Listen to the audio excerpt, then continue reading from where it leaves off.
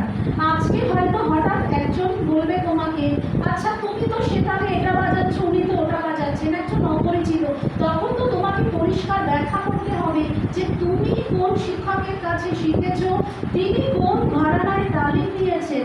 আজকে রবীন্দ্রনাথের গানে তো সুচিত্রা মিত্র গেয়েছেন, সুবিনয় রায় গেয়েছেন, শান্তিদেব ঘোষ গেয়েছেন, দেবব্রত বিশ্বাস গেয়েছেন, কণিকা বন্দ্যোপাধ্যায় গেয়েছেন।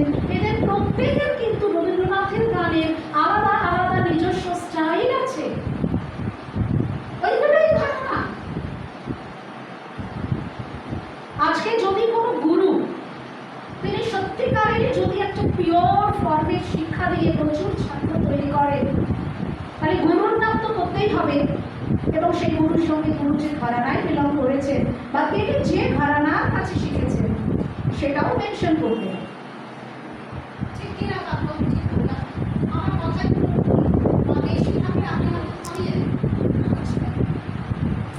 আজকে আমি বিরাট বস্তাটা বাড়িতে এটা সাংঘাতিক ভারী, কোথায় প্রায় 7-8 কেজি ওজন হবে। আমি এসে ঢুকে বলেছি এটাই আমার মানে কোটি টাকার সম্পত্তি আছে, মানে আমার যদি ব্যাংক থেকে কোটি টাকা লুটপাট হয়, কোটি টাকা নেই, আমার টাকাই নেই, যা মধ্যবিত্ত মানুষের চলে যায়। তো এই যদি আমার এগুলোকে লুট করে নেয়, আমার এখানে হার্ট অ্যাটাক হয়ে যায়। কেন?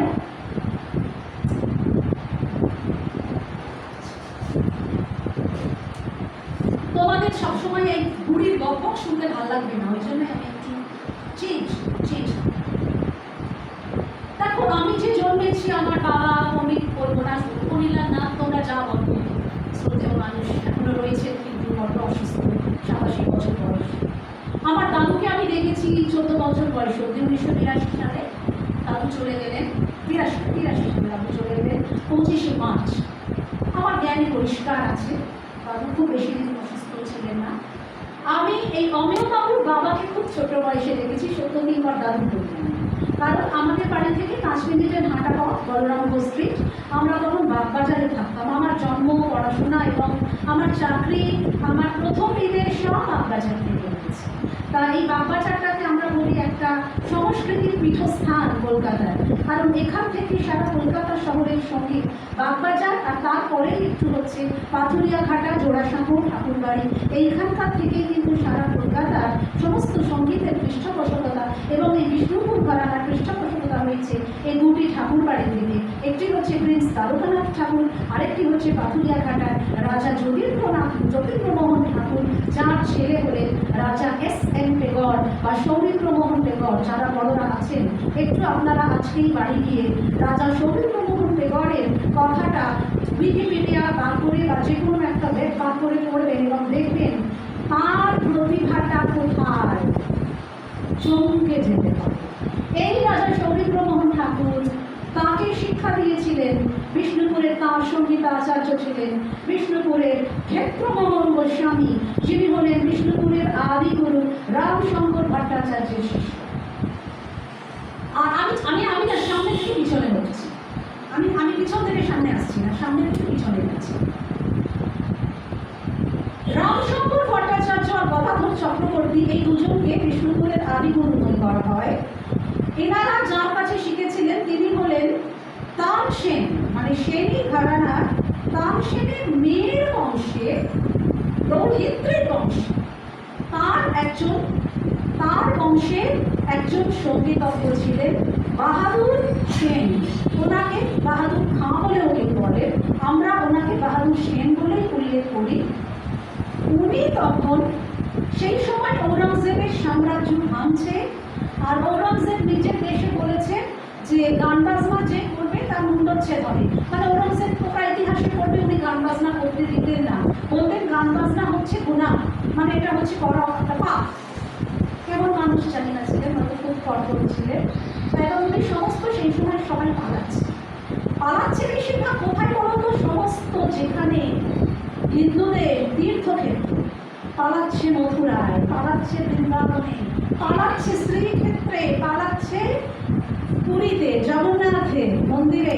এবং সেই জগন্নাথের মন্দিরে আসতে গেলে তখন যে রাস্তা ছিল বিষ্ণুপুর হয়ে আসতে হতো। কারণ এই বিষ্ণুপুর ছিল বিষ্ণুপুর, মানে মল্ল রাজারা এখানে প্রতিষ্ঠা করেছিলেন মদন মোহন। ওই মদন মোহনের, বিষ্ণুপুর থেকে মদন মোহনের মূর্তি চুরি হয়েছিল, সেটা পলাশীর যুদ্ধের সমসাময়িক সময় রাজা রাধাকান্ত দেবের বাড়ি থেকে সেই চুরি হয়ে সেটা এসেছে মদন মোহন তলা, আজকের কুমারটুলি, আমার যেখানে জন্ম এবং পাড়া, সেই মদন মোহন তলার ওখানেই আমাদের আদি বাড়ি ছিল। গোকুল মিত্রের পরিবার, ওখানে মদন মোহনের মন্দির আছে। ওই মন্দিরের যে বিগ্রহ, ওই বিগ্রহ হলো মল্লরাজের মদন মোহন। আদি বিষ্ণুপুরের মদন মোহন রয়েছে গোকুল মিত্রের মদন মোহনের মন্দিরে। মদন মোহন তলা কুমারটুলি যাওয়ার রাস্তা, যেখানে কলকাতার শ্রেষ্ঠ দুর্গা প্রতিমা নির্মাণ। এটা তোমরা কেউ যদি মদন মোহন তলা, মদন মোহন স্ট্রিট, ওখানে মদন মোহনের মন্দির দেখো, বিষ্ণুপুরের সেই মদন মোহন জিউকে তোমরা ওখানে দেখতে পাবে। এটা আলাদা ইতিহাস, রাজনৈতিক ইতিহাস। মদন মোহনকে কি পালিয়ে এসছে তখন মদন মোহনের চুরি যাবে এই ভয়, ওখান থেকে আবার চুরি করে গোকুল মিত্রের বাড়ি দেবে। এটা হচ্ছে যখন মল্ল রাজারা আস্তে আস্তে, ইংরেজরা আসছে এবং লুটপাট হচ্ছে বিভিন্ন জায়গায়, রাজারা তাদের সমস্ত যে জমিদার, তাদের যে প্রপার্টি, সেগুলো রেভিনিউ দিতে পারছে না, রাজারা নিয়ে নিচ্ছে। তা এইখানে এই যে বইটা, এই বইটা সত্যজিৎ বন্দ্যোপাধ্যায়, মানে এই যে অমিয়বাবু ওনার বাবা লিখেছেন, 1957 সালে বইটা প্রকাশ করা হয়েছিল, তখন 8 টাকা দাম ছিল, এবং ওনার বাড়ি বলরাম ঘোষ স্ট্রিট, ওখানেই প্রকাশনার ঠিকানা দেওয়া আছে। বিষ্ণুপুর ঘরানার প্রকৃত ইতিহাস ও রাগরূপের সঠিক পরিচয়, এইটা হচ্ছে একটা প্রামাণ্য গ্রন্থ বিষ্ণুপুরের উপর। বইটার যে অবস্থা, মানে এটাকে ন্যাশনাল লাইব্রেরিতে দিলে ওরা এখন সেই ওই গুম ঘরে রেখে দেবে, যে ঘরে কোনো ফ্যান নেই, কিছু নেই, রুচিলতা এটাকে কিছু একটা করতে হবে। এটা আমার হাতে এসেছে। এবারে যেখানটা আমি পড়ছি, ঘরানার ভান্ডারে সংরক্ষিত বিষ্ণুপুর ঘরানার সম্পদ কি কিছু। দেখো, ইতিহাস যদি জানতে চাও তারপরে কে, এটা আমি এখানে বলবো না, কারণ আমি এখানে ইতিহাস ব্যাখ্যা করতে আসিনি, ওটা ভীষণ তোমরা সবাই ঘুমিয়ে পড়ো।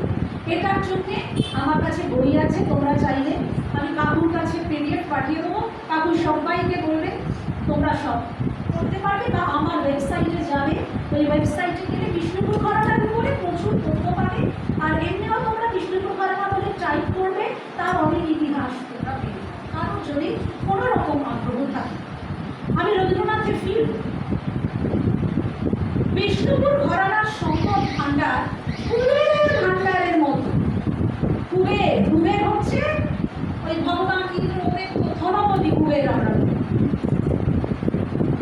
এবারে এই ঘরানা ভান্ডারে অবস্থিত মোটামুটি কি কি আছে, প্রায় সমস্ত রাগের, ধ্রুপদাঙ্গের, চারপতি, চৌতাল, তাল গানের 300 মতো, ধামার 200, পঞ্চম সবারি, আড়াচৌতাল, সুফাতাল, ব্রহ্মতাল, ঝাঁপতাল, রূপক, তেওরা, সব তালের গান মিলিয়ে 100-এর বেশি। তার মধ্যে আছে প্রবন্ধ, যুগলবন্ধ, কমল কলমানা, হপ্তরঙ্গ, এগুলো আমি নিজেও জানি না, মানে এগুলো সেই সময় ওনারা শিখেছিলেন বা জানতেন। 300 ভূত খেয়াল, 300-এর উপর, অধিকাংশ রাগে 6-7টি করে, তেলানা, ত্রিবট, চতুরঙ্গ, রাগমালা, রাগের সরগ্রাম, এগুলো মিলিয়ে শতাধিক। টপ্পা, ঠুকরি, হরি ঠুকরি, ভজন ঝুলন, কাজরি, এগুলো মিলিয়ে প্রত্যেকটি অনেকগুলি করে। যে আর্টিকেলটা আমি লিখেছি, আমার আর্টিকেলের নাম দিয়েছি Bishnupur ঘরানা, a repertoire of traditions, a liberal repository of traditions। মানে হচ্ছে বিষ্ণুপুর ঘরানা, দেখো কোনো ঘরানাই বই পড়ের মতো হঠাৎ করে গজাতে পারে না, কোথাও না কোথাও থেকে এটা আসে।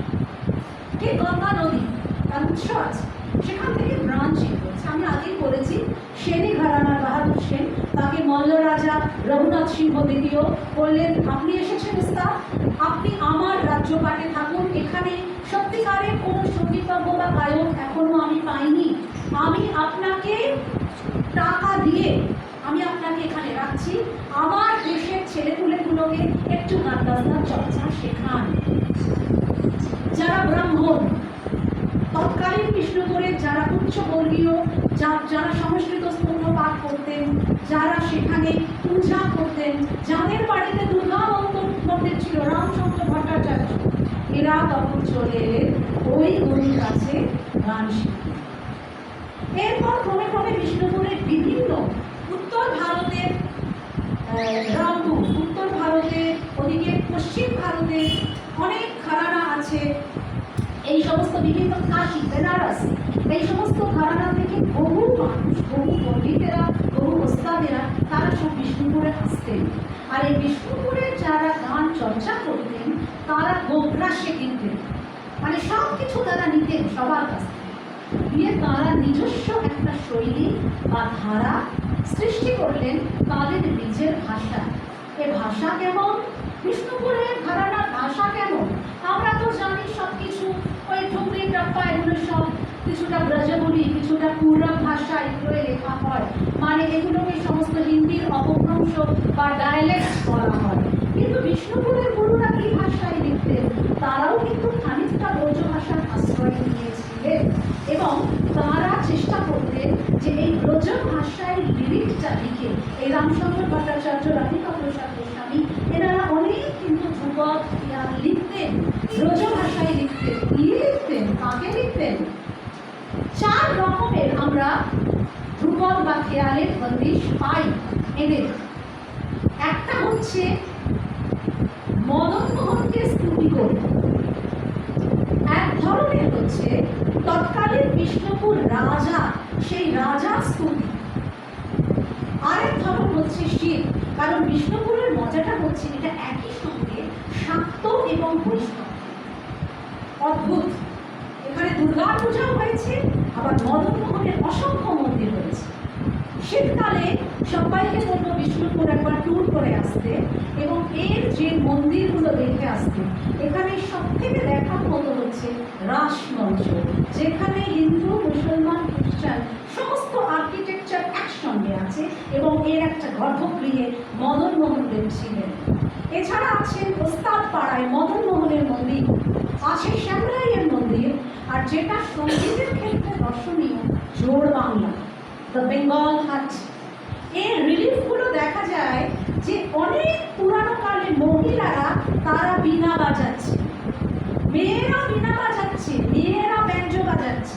এই রিলিফগুলো মানে এরকম টেরাকোটার ইটে ইট ওখানে রিলিফ করে ওইখানে সিমেন্টের গায়ে, ওগুলো তখন তো সিমেন্ট ছিল না, ইট, চুন, সুরকি, খয়, এইগুলো দিয়ে টেরাকোটার মন্দির করা হতো। আর তার সঙ্গে ওই লাল মাটি, ওখানকার তো রুক্ষ রাড় রাড়, ওই লাল মাটি মিলে টেরাকোটা। আর বিষ্ণুপুর হচ্ছে বাংলার তৎকালীন মানে ভারতের সাংস্কৃতিক কেন্দ্র, ওটাকে দ্বিতীয় দিল্লি, মানে ওইখানে ব্রিটিশরা কালচারাল ক্যাপিটাল করেছে এবং শুধু গান্ডাসনা নয়, বিষ্ণুপুরে আর্কিটেকচার আছে, বিষ্ণুপুরে বালুচুরির শাড়ি আছে, বিষ্ণুপুরে ডোগরা আছে, বিষ্ণুপুরে নানা হস্তশিল্প আছে। সুতরাং এটার একটা বিশাল আজকে হচ্ছে বিষ্ণুপুর বাংলার ওয়ার্ল্ড হেরিটেজের স্থান হচ্ছে, it is world heritage town. এই যে ঘরানার কথা বলছি, এই একটা বই, এখানে বিশেষ করে বিষ্ণুপুরের সমস্ত গুরুদের নানা, তাদের এখানে কলকাতায় কোথায় কোথায় অংশগ্রহণ করেছে, আর একটা বই দেখি, ইনি খুব প্রামাণ্য লিখছিলেন। দিন যখন রবীন্দ্র ভারতী বিশ্ববিদ্যালয় হয়নি, মানে ইউজিসির অ্যাক্রেডিটেশন পায়নি, academy of music, dance and drama ছিল, সেই সময় ডিন অফ মিউজিক ছিলেন গোপেশ্বর সঙ্গীতাচার্য, সঙ্গীত নায়ক, বিষ্ণুপুর ঘরানার গোপেশ্বর বন্দ্যোপাধ্যায়ের জ্যেষ্ঠ পুত্র, সঙ্গীত রত্নাকর শ্রী রমেশচন্দ্র বন্দ্যোপাধ্যায়। এই বইটার নাম দ্বিতীয় দিল্লি বিষ্ণুপুর। বইটার পিডিএফ কপি আমার কাছে আছে, আমি অলক কাকার এতে পাঠিয়ে দেবো। কারোর যদি বইটাকে একটু পিডিএফে, কম্পিউটারে বা ট্যাবে পেলে দেখার ইচ্ছে হয়, পুরো বইটা দেখবার সুযোগ পাবে। আমার কাছে এই একটাই দুষ্প্রাপ্য রয়েছে, এখানে সব দেখো অনেক ছবি আছে, সব বিষ্ণুপুরের মন্দিরে, বিষ্ণুপুরের রাজাদের, যে জোড় বাংলার মন্দির, জোড় বাংলা প্রচুর, সেখানে রাজাদেরও আছে। এই দেখো, ইনি বিষ্ণুপুরের রাজবংশ সম্ভূত কুচিয়াকোলের জীবন সিংহদেব বাহাদুরের কনিষ্ঠ পুত্র নরসিংহদেব বাহাদুর, ঠুমরি গানে ও সুরবাহার বাদনে বিখ্যাত রামপ্রসন্ন বন্দ্যোপাধ্যায় ইহার সঙ্গীত গুরু। দেখো এই রাজা, রাজার কেমন চেহারা, মাথায় কেমন দুটো বড় বড় ছুটি। তখনকার রাজারাও অদ্ভুত ছিলেন। এবার এখানে বিষ্ণুপুর রাজ্যের ইতিহাস আছে। এই যে এবার দেখো, রামশঙ্কর ভট্টাচার্য বিরচিত ধ্রুপদ ভৈরব চোদ্দাল কাকে? মা তো সুরেশ ত্রিবক কামিনী ভব ভয় হারিণী গঙ্গে। তাহলে স্কুতি একটা আমি বলেছিলাম মদনমোহনের, একটা বলেছিলাম শিবের, একটা বলেছি কালী, আর একটা হচ্ছে গঙ্গার। এই 4 ধরনের লিরিক পাওয়া যায়। প্রিয়সবন্তিনী অঘনাশিনী পতিত পাবনী ভীষ্ম জননী হের পতিতে অমাঙ্গে সবরগুণ উদ্ধারকারিণী নরক নিবারিণী ভাগীরথী দরদ দরদী শ্বেত দরদী মহরাশনী ভগবতী মন্দাকিনী মর্দিত মত্ত মাতরী। এই গান তো আবার গানের স্বরলিপি করা আছে। এই স্বরলিপি হচ্ছে ক্ষেত্রমোহন গোস্বামী, যিনি সৌরিন্দ্রমোহন ঠাকুরের গুরু, তার দণ্ডমাত্রিক স্বরলিপি। আজকাল আমরা সঙ্গীতে উত্তর ভারতের প্রতিপত্তির জন্য সবাই ভাবখণ্ডের স্বরলিপিকে স্ট্যান্ডার্ড করি, কিন্তু ক্ষেত্রমোহন গোস্বামী প্রথম ভারতবর্ষে ভারতীয় সঙ্গীতকে লিপিবদ্ধকরণ, উত্তর ভারতীয় সঙ্গীতকে লিপিবদ্ধকরণ করেন। তার আগে কোনো স্ট্যান্ডার্ডাইজেশন অফ নোটেশন ছিল না। এটা প্রথম করেন বিষ্ণুপুর ঘরানার ক্ষেত্রমোহন গোস্বামী, দণ্ডমাত্রিক স্বরলিপি। যারা আগ্রহী ক্ষেত্রমোহন গোস্বামীর নামটা ওয়েবে গিয়ে টাইপ করবেন।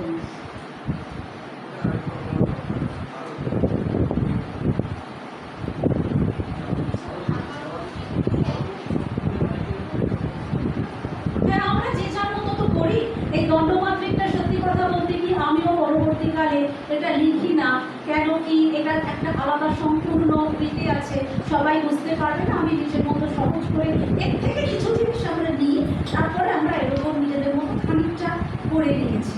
আর একটা ওম স্বরলিপি বলে নতুন একটা স্বরলিপি, মানে একটু ইলেকট্রনিক স্বরলিপি একটা করেছেন, ওটা করেছেন গোপাল চন্দ্র মিশ্রর মেয়ে। আমি গিয়েছিলাম রিসেন্ট রাজস্থানে একটা লেকচার দিতে, ওটা হচ্ছে ওই ইউনিভার্সিটিটা, মেয়েদের ইউনিভার্সিটিটা জয়পুরে, হ্যাঁ হ্যাঁ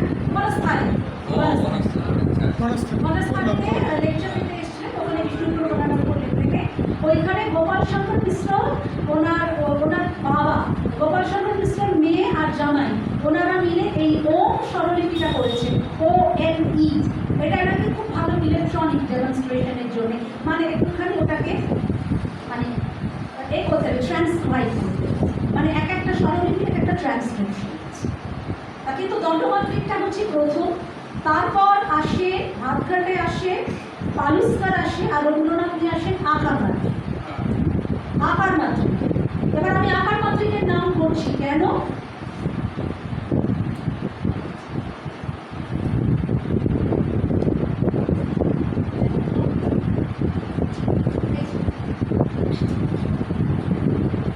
এইটা দেখাতে গেছি তোমাদের, এইটা হচ্ছে রামপ্রসন্ন বন্দ্যোপাধ্যায়, মানে আমার দাদু সঙ্গীতাচার্য বহুল চন্দ্র নাগের গুরুদেব। অসাধারণ প্রতিভা সম্পন্ন এক মানুষ, মানে এখন যারা আছেন তারা এদের নখের যুক্তি কেউ নয়। সেতার, সুরবাহার, বীণা, ব্যঞ্জো, এসরাজ, মৃদঙ্গ, পাখোয়াজ এতগুলো যন্ত্র বাজাতে পারতেন, তার সঙ্গে ধ্রুপদ এবং খেয়াল।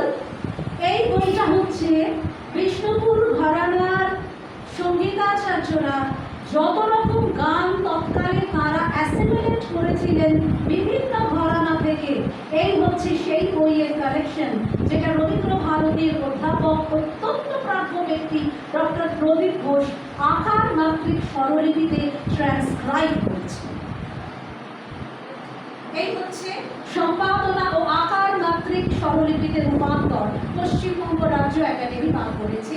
এরপরে রামপ্রসন্ন বাবুর মেজ ভাই গোপেশ্বর, সঙ্গীত নায়ক গোপেশ্বর বন্দ্যোপাধ্যায়, যার ছেলের বই আমি এক্ষুনি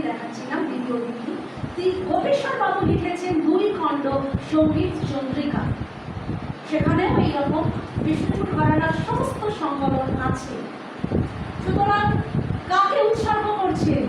টু রাজা নরেন্দ্রলাল খাঁ বাহাদুর of নারাজোল, whose piety and devotion, whose love of music and exquisite taste for fine arts, this treatise on music is respectfully dedicated as a token of gratitude by the author. মানে রামপ্রসন্ন বাবু এটা নারাজোলের মহারাজকে উৎসর্গ করেছিলেন। এবং এইখানে যে যুগে সঙ্গীত সংরক্ষণের মাত্র 2টি পদ্ধতি প্রচলিত ছিল, একটি প্রত্যক্ষ পদ্ধতি অর্থাৎ মৌখিক পরম্পরা এবং দ্বিতীয়টি পরোক্ষ পদ্ধতি। রামপ্রসন্ন ছিলেন প্রকৃত এই সঙ্গীত নায়ক, তাই তিনি উভয় পরম্পরাকে নিঃসঙ্গ চিত্তে গ্রহণ করেছিলেন।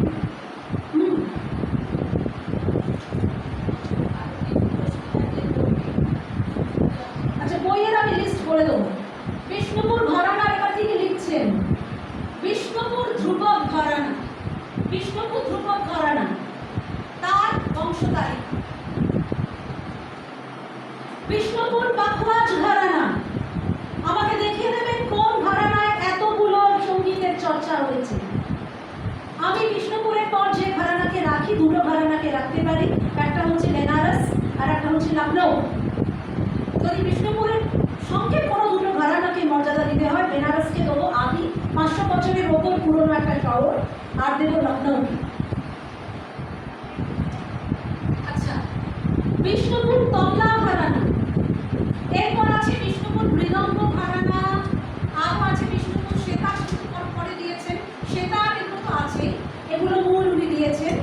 মাঝখানে মাঝখানে বিষ্ণুপুরের আরও ঘরানা যেগুলো আছে এখানে, মানে এগুলো চট করে সবাই জানে না, সেই জন্য আমি এগুলো দেখিয়ে দিলাম। বিষ্ণুপুর পাখওয়াজ ঘরানা, বিষ্ণুপুর তবলা ঘরানা, এই কটা দিয়েছেন। আর এছাড়া আমি একটা বই দেখাচ্ছি, ওখানে বিষ্ণুপুরের সেতার ঘরানা, ফুলবাহার ঘরানা, এগুলো আছে। এইখানে বিশাল, মানে আমি তো এখন কটা বাজে বলতে বলতে অনেক হয়ে যাবে এখন। আচ্ছা ঠিক আছে, দেখো এই রাগের নাম শুনেছ? মধুমাধবী সারন। তারপরে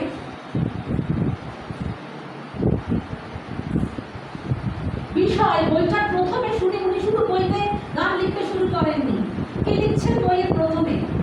সঙ্গীত সাধনা কাকে বলে, সপ্তস্বর, শ্রুতি, সপ্তক, মূর্ছনা, গ্রাম, কড়ি ও কোমল, গমক, গিটকারি, নীল, বাদী, বিবাদী, গ্রহস্বর ও ন্যাস্বর। গ্রহস্বর কাকে বলে? গ্রহস্বর যে গানের শুরুটা আমরা যে স্বর থেকে করি তাকে বলে গ্রহস্বর। আগেকার দিনে না এক একটা রাগের এক একটা গান নির্দিষ্ট একটা স্বর থেকে, আজকাল তো আমরা প্রথমেই মানে অভিষেকেও বলছি যে আমিও করি যে আমরা একদম সর্বভারতীয় স্ট্যান্ডার্ডে করি, কিন্তু আগেকার নিয়ম ছিল গ্রহস্বর থেকে গানটা শুরু করতে হবে, মানে বলতে সেই শুরুটা যে স্বর থেকে হচ্ছে ওই স্বরটাকে গ্রহস্বর হচ্ছে। আচ্ছা, ন্যাস স্বর হচ্ছে বারবার যেখানে এসে ন্যাস হচ্ছে। রাগের প্রকার ও জাতি 6 রাগ, 36 রাগই ধ্রুপদ, খেয়াল, টপ্পার, লক্ষণ, মাত্রা, লয় ও তাল, সমপদী ও বিষমপদী তাল, তাল সম্পর্কে ঠেকা, তাম্পুরা মিলন, তাম্পুরা কি করে মেলাবে, হিন্দি উচ্চারণ, দণ্ডমাত্রিক সংকেতের ইন্ডেক্স, স্বর সাধন, রাগ রাগিনী সরগম শুরু হবে গান। আড়ারা, তেতালা, আলারিয়া, ইমন, ইমন করলেন, তেতালা, কোক সামরে, সব প্রথম দিচ্ছেন 3 তাল। তেতালা বাংলায় বলা হতো ঢিমে তেতালা, বিলম্বিত ত্রিতাল, ঢিমে তেতালা, এই ভাষা ছিল। উপজ, উপজকে বলা হতো কি জানো? আজকাল উপজকে বাংলায় বিষ্ণু করে বলতো ক্ষুদ্র তানিকা, ক্ষুদ্র তানিকা।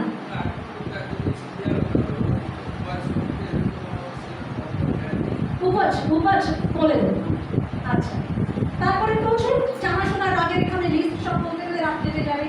আচ্ছা যাই হোক, এখানে কুমারী বলে একটা রাগ দিচ্ছি, খট, খটের নাম তোমরা শুনে থাকবে, কপিভা, কাফি তড়ি।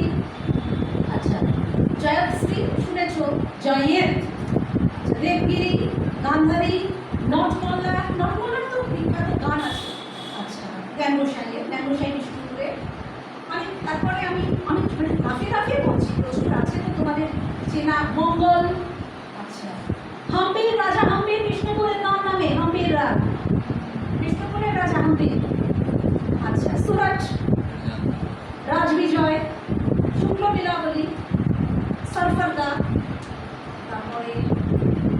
সাউন্ড সারেন আমরা জানি, মানে এই রাগগুলোর ট্রিটমেন্ট অন্যরকম ছিল। মানে এই বিষ্ণুপুর ঘরানায় না প্রত্যেকটা রাগের প্রাচীনকালে যেরকম ট্রিটমেন্ট ছিল, পরে ভাতখণ্ডেজির পরে এবং মানে বিষ্ণুনারায়ণ দেবতার ওনাদের পরে না একটা সর্বভারতীয় রাগের ট্রিটমেন্ট হয়। কিন্তু আমি গত বছরের আগের বছরে কি তার আগের বছরে সঙ্গীত রিসার্চ একাডেমির যে ওদের অ্যানুয়াল কনফারেন্স হয়, তাতে লাস্ট অশ্বিনীজি বিভাস গিয়েছেন শুদ্ধ ধারে।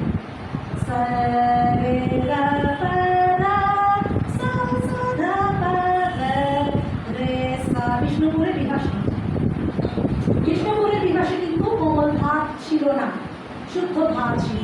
বিষ্ণুপুরের বৃন্দাবনের সারেকে একটা নেই, শুধু নেই। বিষ্ণুপুরের মেঘ একটা নেই দিয়ে, এবং এই নিয়ে সত্যমিত্রা বাবু ব্যাখ্যা দিয়েছেন যে কেন একটা নেই হওয়াটা মানে যথার্থ ছিল। মেঘ সেই রাগের ব্যাখ্যা দিয়েছেন যে ওই রাগে কোনো কোমল স্বর ব্যবহার হতে পারে না। কেন পারে না তা বিশাল ব্যাখ্যা দিয়েছে। ওটা সারে মা পা রে সা সা নি পা মা রে সা এরকম মেঘ ছিল বিষ্ণুপুর। তারপরে এরকম অনেক ছিল। আচ্ছা, যেটা আমাদের বিষ্ণুপুরে খুব আমি বাজাই পূর্বী কল্যাণ, এটা কিন্তু বিষ্ণুপুরের ছিল। পূর্বী কল্যাণ মানে কল্যাণ অঙ্গের পূর্বে। পূর্বী সবাই জানে কোমল ধা দিয়ে হয়, পূর্বী থাকে, কিন্তু এখানে কল্যাণ ঠাট যুক্ত হচ্ছে, মানে পা মা গা মা গা গা সা রে গা রে গা নি পা মা রে নি রে সা রে গা পা মা রে নি এটি পুরো করে তার মধ্যে পা মা গা মা গা টা আজ এই আনন্দ সন্ধ্যায় রবীন্দ্রসঙ্গীত বিষ্ণুপুরের পুরো কল্যাণটা পুরোপুরি। আচ্ছা, এবারে ছোট্ট ছোট্ট কয়েকটা বিষয় বিষ্ণুপুর নিয়ে বলছি।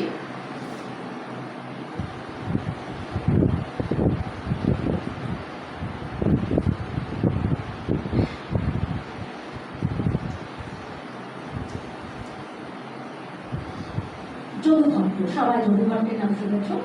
পঞ্চকোট এবং ত্রিপুরার মহারাজাদের সহায়ক করে চলে গিয়েছে।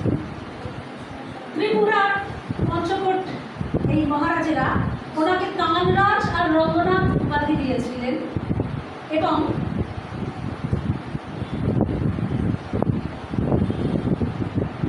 এই রাজারা মানে ওনারা সত্যেব বর্মন নাম ছিল ত্রিপুরা, পঞ্চকোটের রাজা এবং ত্রিপুরার রাজা। ঢাকার এবং ঢাকার নবাব ছিলেন, এই ঢাকার নবাব সাদিক আলী খান, তার কাছে সরজ। তা আমি কেন এই সাদিক আলী খানের ব্যাপারটা আনছি, এই হচ্ছে রামপ্রসন্ন বাবুকে আবার এরা ওস্তাদজি করে রাখেন। তা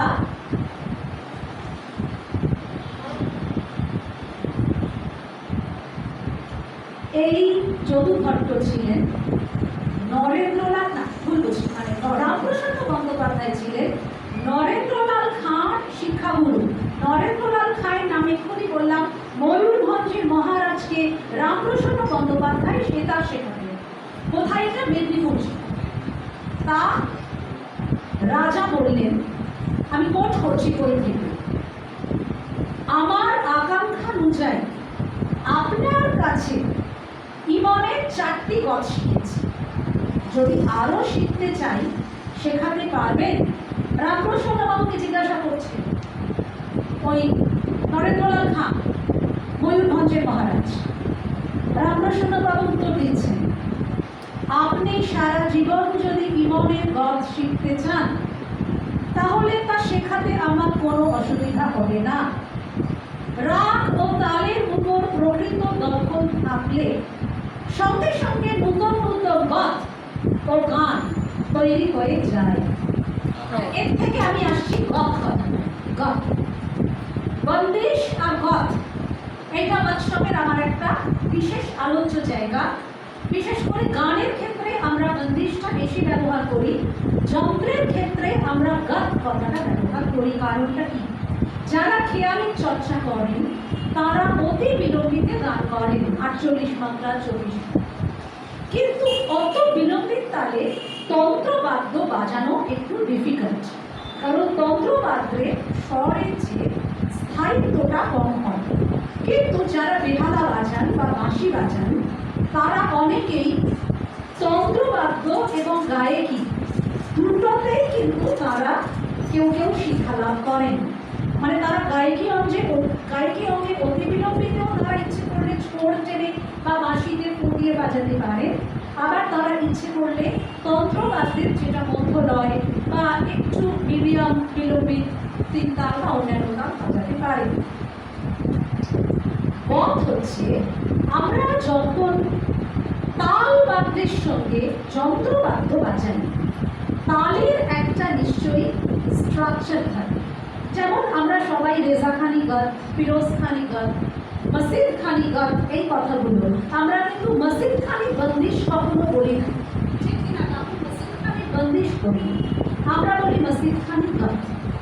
তো what is the difference between bandish and গাত? এক্ষুনি রামকৃষ্ণ বাবুর আমি একটা ধ্রুপদ রচনা, তাতে সুর দেওয়া আছে, পড়লাম। বন্দিশের একটা কথা থাকে এবং যিনি বন্দিশটা লেখেন তিনি নিজেই সুর দিতে পারেন, বা একজন হয়তো বন্দিশটা লেখেন আর একজন তাতে সুর দেন। যেমন আজকাল যারা গজল গান অনেক সময় বলে শায়েরি হচ্ছে নমো, সুর দিয়েছেন নমো, তেমনি বন্দিশের ক্ষেত্রেও খেয়াল বা ধ্রুপদ একজন লিরিক অ্যান্ড কম্পোজিশন। লিরিকটা হচ্ছে কথা আর কম্পোজিশনটা হচ্ছে তার সুর। এটা ছোটদেরও বলছি যে একটা গানের মধ্যে দুটো অংশ থাকে, একটা হচ্ছে কথা আর একটা হচ্ছে তার সুর, লিরিক আর কম্পোজিশন।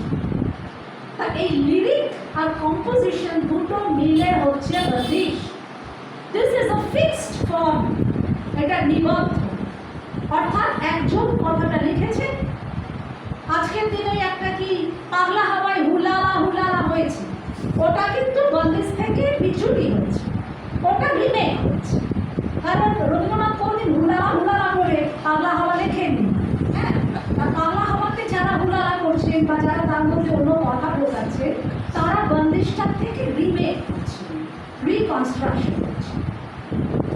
আমি কাউকে সমালোচনা করবো না, কারণ শিল্পীর প্রত্যেকের নিজস্ব স্বাধীনতা আছে, কারণ স্বাধীনতায় হস্তক্ষেপ করাটা আমার উচিত নয়। আমি রিকনস্ট্রাকশন কথাটা বলেছি, বন্দিশ নয়, এটাই বলেছি। তা এই যে বন্দিশ, এখন রবীন্দ্রনাথের গান যে শিখতে যায় তাকে রবীন্দ্রনাথের লেখা কথা এবং যিনি ওই গানে সুর দিয়েছেন তার মধ্যে কৃষ্ণমূল্যের সুরেন্দ্রনাথ বন্দ্যোপাধ্যায় একজন, যিনি রবীন্দ্রনাথের 6 খণ্ড গীতলিপির সুরকার।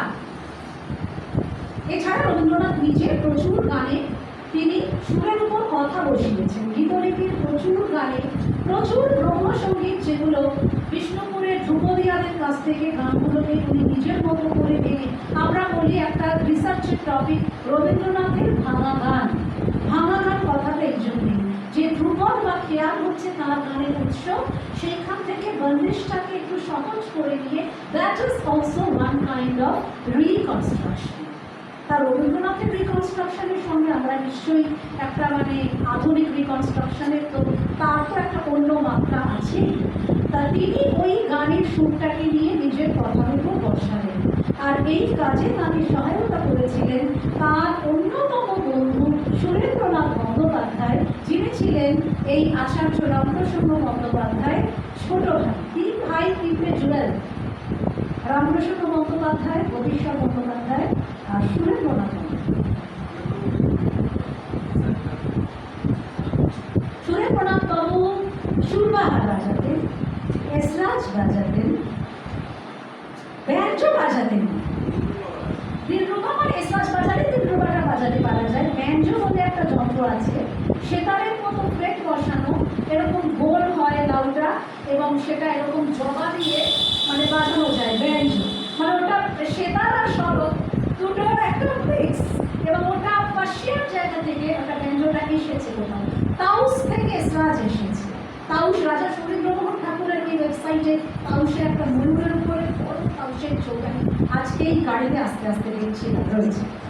তা এই সুরেন্দ্রনাথ বন্দ্যোপাধ্যায় ছিলেন রবীন্দ্রনাথের খুব বন্ধু, এবং গীতলিপির 6টা খণ্ড উনি রবীন্দ্রনাথকে সুরের সাহায্য করেছিলেন। রবীন্দ্রনাথ যখন ছোট তখন ওনার যে বড়দা মানে মেজ ভাই জ্যোতিরিন্দ্রনাথ ঠাকুর মানে কামঙ্গলের যিনি হাসবেন্ড, তিনি ছিলেন অত্যন্ত গান বাজনা নাটক প্রেমী মানুষ। এবং ওই সময় ওনাদের বাড়িতে ওই বিষ্ণুপুরের পাশেই ছিল পাথুরিয়াঘাটার যতীন্দ্রমোহন ঠাকুরের বাড়ি। মানে এনারা, তোমরা রবীন্দ্রনাথের যদি ঠাকুর বাড়ির ইতিহাস পড়ো, এনারা সব সম্পর্ক করে রাখে, মানে প্রিন্স দ্বারকানাথ আর যতীন্দ্রমোহন ওদের সব সম্পর্ক আছে, কাজিনস। ওই বাড়ি থেকে বিষ্ণুপুরের বুড়িরা আসতেন দ্বারকানাথের বাড়িতে, এবং রবীন্দ্রনাথের সবাইকে ছোটবেলায় রাধিকা প্রসাদ গোস্বামী, বিষ্ণু চক্রবর্তী, যদু ভট্ট এসেছেন জোড়াসাঁকো বাড়িতে। তার পরবর্তীকালে রাজা সৌরেন্দ্রমোহনের বাড়িতে ক্ষেত্রমোহন গোস্বামী, রাধিকা প্রসাদ গোস্বামী এরা থাকতেন, খেতেন, মানে এরা ছিলেন ওনাদের সমস্ত কোর্ট মিউজিশিয়ান যাদের বলা হয়। তার সুরেন্দ্রনাথ বন্দ্যোপাধ্যায় এটাই কথা। এবং এইখানে সুরেন্দ্রনাথ বন্দ্যোপাধ্যায় সুরবাহার, ধ্রুপদাঙ্গে, রুদ্রতাল, বীরপঞ্চক, সাত্রী, মোহন, দৌবাহার, লক্ষ্মী, এই সমস্তগুলো উনি যন্ত্রে সুন্দর তালকরণ করতেন। আমি যে কথায় আসছি, এই গল্পের পরে আমি তালকরণ কথাটা বলি। তার গল্প হচ্ছে, আমরা যখন তালবাদ্যের সঙ্গে বাজাই, ওই তালবাদ্যটাও একটা কম্পোজিশন, তালের কম্পোজিশন, মানে একটা তালের ঠেকা চলছে, না দিন দিন না ঠেকা চলছে, কি দিন না দিন দিন না ঠেকা চলছে। এবারে গল্প হলো যে আমি একজন শিল্পী, আমি একজন মানে সঙ্গীতের রচনা। ওই তালের উপরে সে শুধু সুর বসিয়ে, কথা নয় স্বর বসিয়ে একটা রচনা, এবং সেই রচনাটা পরিবর্তন সাপেক্ষ। মানে আমি রবীন্দ্রনাথের গান যেখানে যে কথায় যা সুর আছে আমাকে মুখস্থ করে গাইতে হবে, কিন্তু আমার গুরু আমাকে হয়তো একটা গত শেখালেন, আমি সেই গতটা শেখার পরেও কিন্তু আমি ওই স্ট্রাকচারটায় নিজের মতো স্বর বসিয়ে আমি নিজের গত বাঁধতে পারি।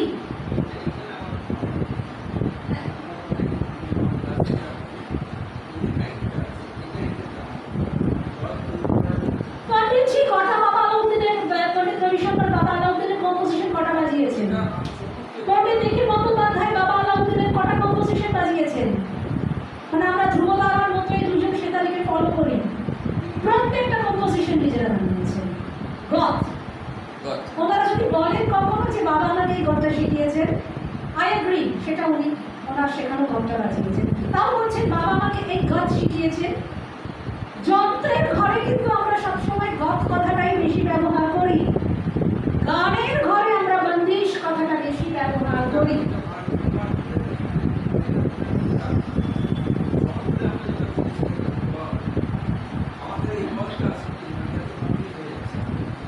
এবারে আমরা কিন্তু যন্ত্রীরা যখন কোনো গায়কের কাছে আমরা তালিম নিতে যাচ্ছি, আমরা ওই বন্দিশ কথাটাকে কিন্তু কম্পোজিশনের ক্ষেত্রে ব্যবহার করে ফেলছি। যন্ত্রের ক্ষেত্রে কিন্তু কথাটা হওয়া উচিত গত। প্রাচীন যত গ্রন্থ আছে সেখানে সবাই গত কথাটা লিখছেন। বন্দিশ কথাটা হচ্ছে কথা প্লাস সুর ইজ ইকুয়াল টু বন্দিশ, স্বর প্লাস তাল বা ঠেকা ইজ ইকুয়াল টু গত। স্বর প্লাস ঠেকা, তালও বলবো না, স্বর প্লাস ঠেকা ইজ ইকুয়াল টু, মানে স্বরটাকে আমি ঠেকার মধ্যে বসাচ্ছি। এবারে গত, রেজা খাঁ, আমরা বলি রেজা খানি গত, মানে দ্রুত তিনতাল গতের উনি একজন পথপ্রদর্শক ছিলেন।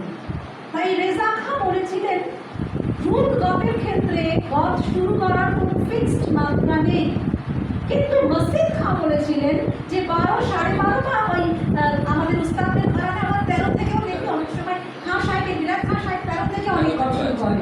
হ্যাঁ, 12, 12.5 বা 13 থেকে মসজিদ খানি গতগুলো শুরু হয়।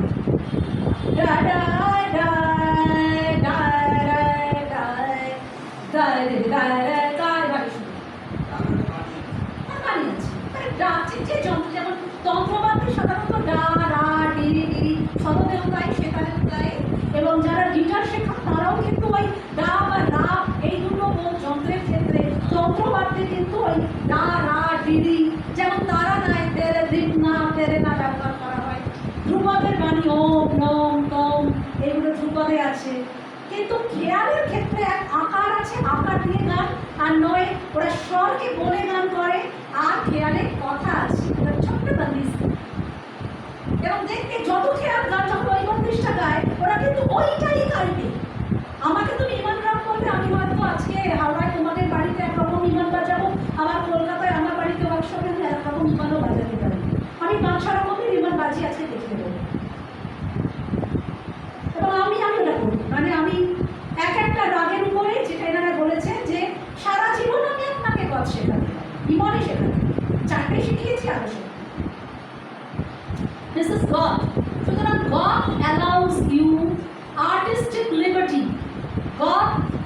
যিনি শিল্পী বা যিনি নায়ক, নায়ক বলা হতো তাকে, যিনি বা কলাবন্ত শিল্পী অর্থাৎ যিনি প্রফেশনালি গান বাজনা করতে পারেন তাকে কলাবন্ত বলা হতো।